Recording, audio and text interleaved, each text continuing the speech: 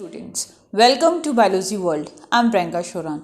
In the previous videos, we have discussed about Hardy-Weinberg principle and other factors related to the Hardy-Weinberg principle.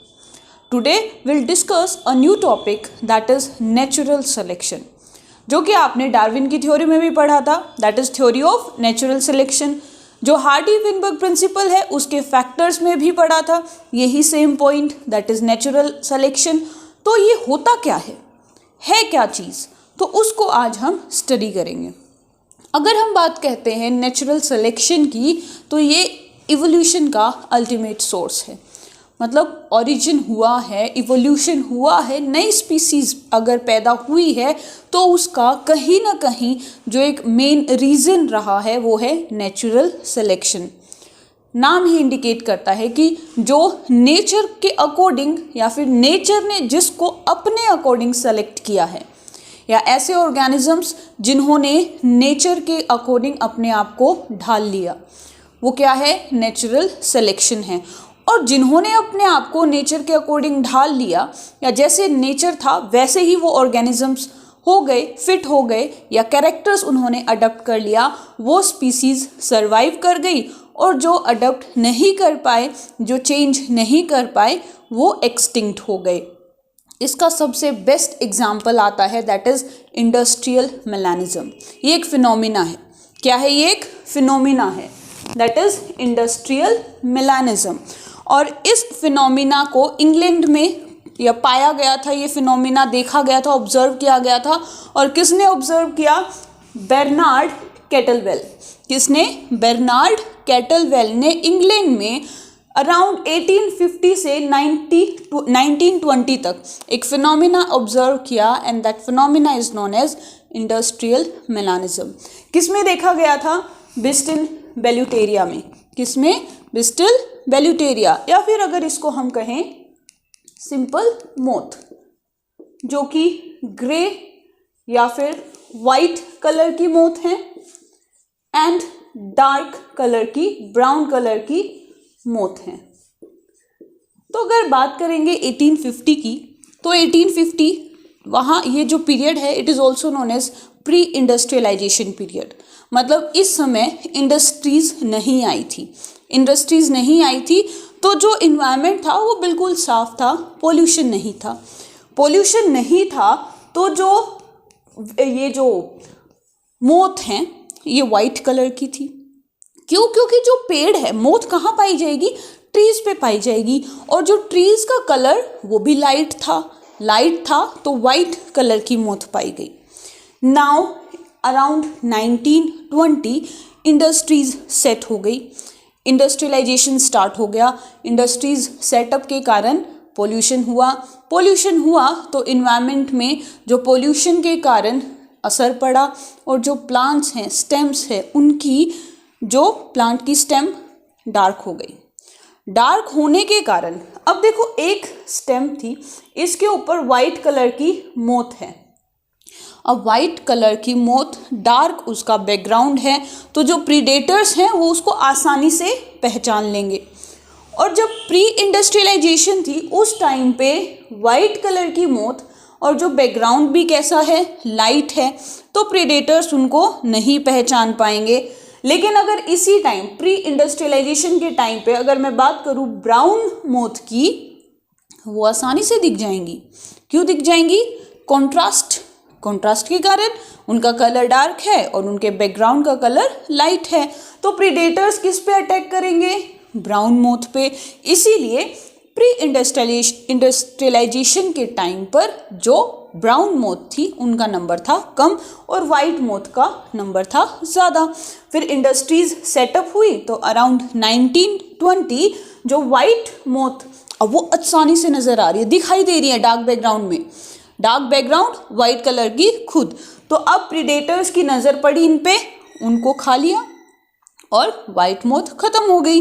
तो यहाँ पर जो number जिसका increase हुआ वो किसका? ब्राउन मोथ का. और ये जो प्रोसेस है क्या कहलाया? Industrial melanism. कि इंडस्ट्रीज के सेटअप होने से पहले और इंडस्ट्रीज के सेटअप होने के बाद जो मोथ की पॉपुलेशन है वो कौन सी सर्वाइव की. मतलब जो ब्राउन कलर की, जो नेचर के अकॉर्डिंग जिसने अपने आप को ढाल लिया, जो ब्राउन कलर की थी वो बच गई जब इंडस्ट्रीज सेट हुई, और जब नहीं ढाल पाई, जो वाइट की वाइट रही, वो खत्म हो गई।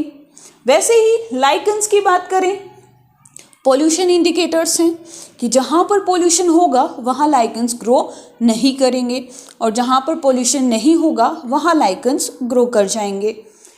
ड्रग रेजिस्टेंट, अच्छा ड्रग रेजिस्टेंस में क्या है, यहाँ पर एंथ्रोपोजेनिक एक्शन है। क्या है? एंथ्रोपोजेनिक एक्शन, मतलब ऐसी एक्टिविटी जिसमें ह्यूमन का इंटरफेरेंस हो, जिसमें मानव की दखलंदाजी हो, दैट इज एंथ्रोपोजेनिक। तो यहाँ पर आजकल जैसे बायोटेक पढ़ते हैं, हाइब्रिड्स बनाते हैं, तो कुछ ऐसी बैक्टीरियाज हैं या फिर कुछ ऐसे इंसेक्ट हैं, वो क्या हो गए? ड्रग रेजिस्टेंट हो गए, मतलब उनके ऊपर उस पर्टिकुलर ड्रग का कोई भी असर नहीं हुआ।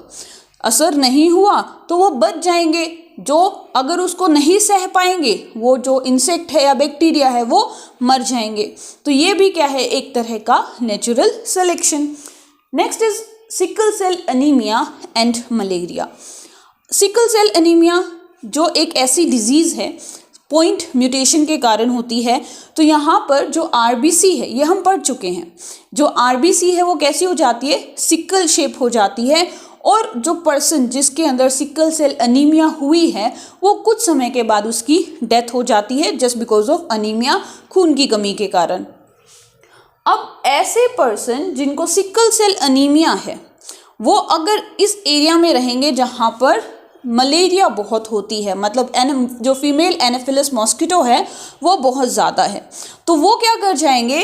ये जो ऐसे पर्सन जिनको सिकल सेल अनीमिया हुई है, उनकी बॉडी मलेरिया के अगेंस्ट रेजिस्ट कर जाएगी, मतलब वो उस कंडीशंस में सरवाइव कर जाएंगे।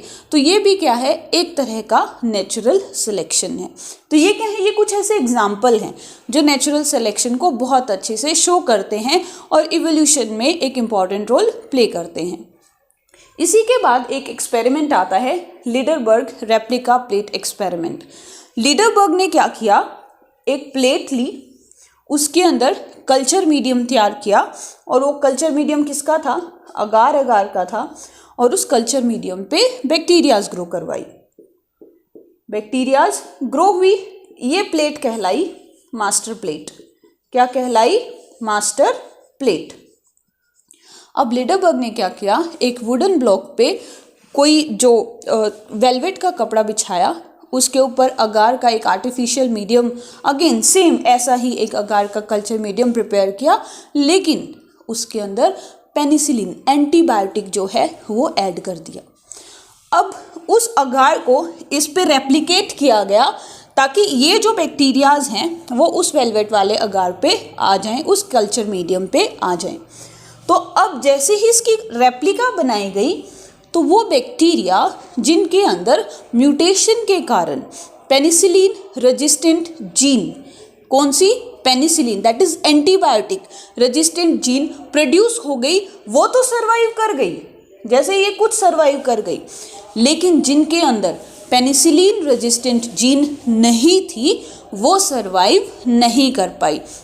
मतलब जिन्होंने अपने आप को चेंज किया वो सरवाइव कर गई, और जो चेंज नहीं कर पाई वो सरवाइव नहीं कर पाई। तो ये क्या है? This is the Lederberg's replica plate experiment. Now will discuss about the types of natural selection, कि ये बहुत इंपॉर्टेंट है। एनसीईआरटी में इसका बड़ा अच्छे से जो ग्राफ दे रखा है। पहले हम टाइप्स को डिस्कस करेंगे, उसके बाद हम आर्टिफिशियल सिलेक्शन पे आएंगे। तो एक कोई भी पॉपुलेशन है और उसका ये जो सेंटर लाइन है ये शो करता है कॉमन कैरेक्टर्स या मीडियन वैल्यू। इसी के बेसिस पे नेचुरल सिलेक्शन को 3 पार्ट्स में डिवाइड किया गया। First is the stabilising selection, second is the directional या progressive selection, and third is disruptive selection. जो हार्डी-विनबर्ग प्रिंसिपल एनसीईआरटी में गिवन है ना, उसी के जस्ट नीचे 3 आपको ऐसी पीक्स नजर आएंगी, जिसमें अलग अलग, एक पीक को एक साइड शिफ्ट कर रखा है, एक पीक थोड़ी इलोंगेट कर रखी है और एक ग्राफ में दो पीक शो कर रखी हैं। तो पहला जो है स्टेबलाइजिंग सिलेक्शन। स्टेबलाइजिंग सिलेक्शन क्या कहता है कि कोई भी एक पॉपुलेशन है उसमें दो तरह के कैरेक्टर्स होंगे, एक उसका सिंपल एवरेज जो फिनोटाइप है that is physically appearing character है, और दूसरा है एक्सट्रीमिटीज। तो पहले सिलेक्शन में क्या है कि सिर्फ और सिर्फ जो नॉर्मल एवरेज कैरेक्टर्स हैं उन्हीं को सेलेक्ट किया गया, उन्हीं को इम्पॉर्टेंस दी गई और एक्सट्रीमिटीज को सेलेक्ट नहीं किया गया। और ऐसे इन्वायरमेंट में क्या होगा कि जो मीडियन वैल्यू है वो इंक्रीज हो जाएगी और जो ये पीक है वो कैसी हो जाएगी, हाई हो जाएगी। कैसी हो जाएगी, high. For example in the sickle cell anaemia and the ABO blood group. तो ये सिलेक्शन कहलाएगा स्टेबलाइजिंग सिलेक्शन, जिसमें पीक क्या हो गई, हाई हो गई। सेकेंड इज डायरेक्शनल और प्रोग्रेसिव। अब मैंने बताया कि यहाँ पर हमने दो तरह के कैरेक्टर्स लिए थे, एक सिंपल मतलब एवरेज और दूसरा क्या है, कोई भी एक्सट्रीमिटीज। तो यहाँ पर क्या हुआ कि किन्हीं दो एक्सट्रीमिटीज में एक को सेलेक्ट किया गया, एक को रिजेक्ट किया गया।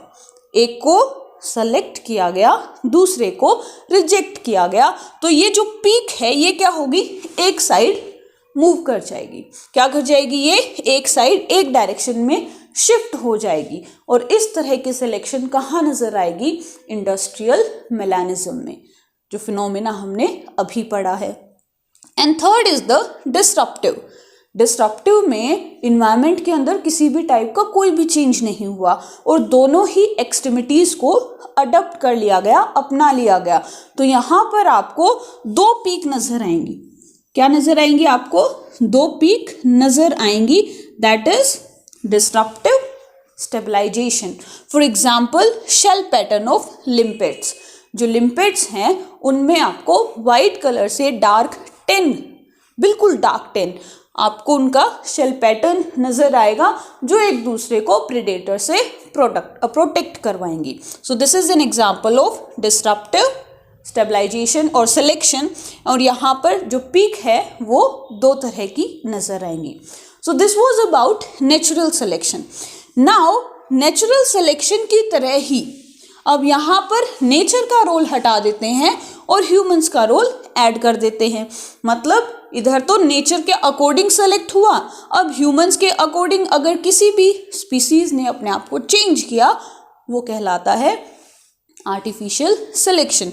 For example very very important example जो आपने 10th क्लास में भी पढ़ा होगा हेरिडिटी एंड इवोल्यूशन में, दैट इज ब्रेसिका ओलेरेसिया। अब ब्रेसिका ओलेरेसिया को अगर टर्मिनल ब्लड के लिए सेलेक्ट किया गया तो वो बन गई कैबेज। ये बहुत इंपॉर्टेंट है बेटा, नीट में पूछा जाता है ये क्वेश्चन। आर्टिफिशियल सिलेक्शन से रिलेटेड क्वेश्चंस आते हैं। अगर लेटरल बर्ड के पैटर्न पे अगर ब्रेसिका ओलेरेसिया को सेलेक्ट किया गया तो वो बन गया ब्रुसेल्स स्प्राउट। अगर स्टेम को सेलेक्ट किया गया तो वो बन गई कॉलरबी। अगर लीव के बेसिस पे सिलेक्शन हुआ तो वो बन गई केल। If the selection was of stem and the flower, then it becomes broccoli, and if the selection was of flower cluster, then it become cauliflower. ये क्वेश्चन पूछा गया है कि अगर selection terminal, lateral, flower, stem इनके basis पे हुआ है तो क्या बनेगा। तो ये एग्जाम्पल्स आपको याद रखने हैं आर्टिफिशियल सिलेक्शन के। ये जो चैप्टर है इवोल्यूशन, इसमें एक और इम्पॉर्टेंट टॉपिक रह जाता है, दैट इज ह्यूमन इवोल्यूशन। मतलब पूरा चैप्टर हमने कुल मिला के कंप्लीट कर लिया है, 90% कंप्लीट हो गया। 10% जो पार्ट है that is about human evolution, वो हम स्टार्ट करेंगे नेक्स्ट वीडियो में। So that's it for today. If you like my video then please share and subscribe my channel. Thank you.